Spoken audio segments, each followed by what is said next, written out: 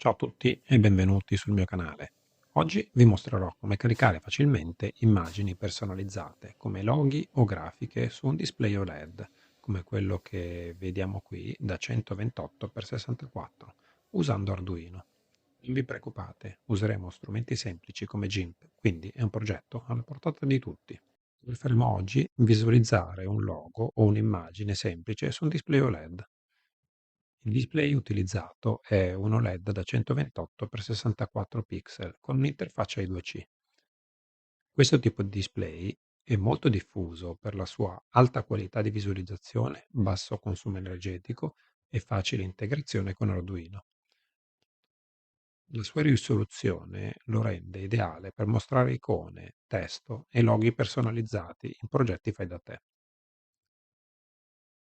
Dunque, vediamo qui i componenti necessari per realizzare questo piccolo esperimento. Dunque, abbiamo un Arduino 1, ma può andare bene anche l'Arduino Nano, e poi un display OLED da 128x64. Le connessioni sono semplici, sono soltanto 4 cavi, la connessione I2C. Abbiamo il pin di massa, il ground, abbiamo l'alimentazione a 5 volt, abbiamo l'SCL, il clock collegato su A5 e l'SDA, la linea dati, collegata su A4.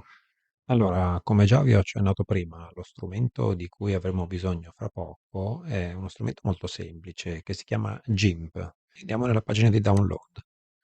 Questo software è un programma di fotoritocco gratuito e open source. Scarichiamo GIMP direttamente, io l'ho già scaricato e installato.